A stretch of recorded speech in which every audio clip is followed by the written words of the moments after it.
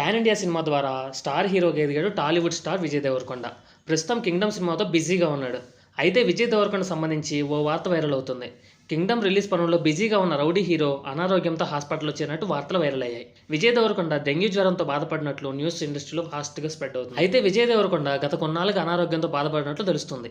అయితే ఈ విషయంపై ముందుగా ఎటువంటి సమాచారం, ఆయన పరిస్థితి ఎలా ఉందో తెలియక ఫ్యాన్స్ కంగారు పడుతున్నారు. అయితే విజయ్ కొన్ని రోజులుగా జ్వరంతో బాధపడుతున్నారు. ఆరోగ్య పరీక్షల్లో అది డెంగ్యూ జ్వరంగా నిర్ధారణ అయినట్టు సమాచారం. అందుకే విజయ్ దేవరకొండ ఆసుపత్రిలో చేరి ట్రీట్మెంట్ తీసుకుంటున్నారంట. ప్రస్తుతం ఆయన కోలుకుంటున్నారని సమాచారం. అయితే జూలై 31న 'కింగ్డమ్' సినిమా విడుదల కానుంది. సినిమా ప్రమోషన్ జరుగుతున్న ఈ సమయంలో విజయ్ దేవరకొండ ఆసుపత్రిలో చేరడం మూవీ టీంకి ఎదురు దెబ్బ తగిలినట్టు అయింది.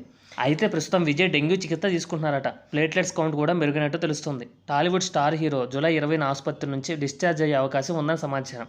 అయితే విజయ్ టీం మాత్రం ఆయన బాగున్నారు, ఎటువంటి ఇబ్బంది లేదు, ప్రస్తుతం కోలుకుంటున్నారు అంటున్నారు. విజయ్ హాస్పిటల్లో ఉన్నారా లేదా అనే విషయాన్ని వారు ధృవీకరించలేదు. ఇక గౌతమ్ తిన్ననూరి దర్శకత్వం వహించిన 'కింగ్డమ్' సినిమా రిలీజ్ రెడీ అయింది. యాక్షన్ థ్రిల్లర్ కథతో రూపొందిన ఈ సినిమాపై విజయ్ దేవరకొండ ఆశలన్నీ పెట్టుకున్నారు.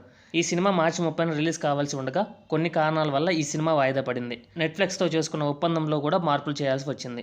ఇక ఈ మూవీని జూలై 31న రిలీజ్ చేయబోతున్నారు. అయితే ఈ సినిమా రిలీజ్కు కొద్ది రోజులే ఉండడంతో ప్రమోషన్లో వేగం పెంచాలి అనుకుంటున్న టీంలో విజయ్ దేవరకొండ ఆసుపత్రి పాలవడం మూవీ టీంను ఆందోళనకు గురిచేస్తుంది.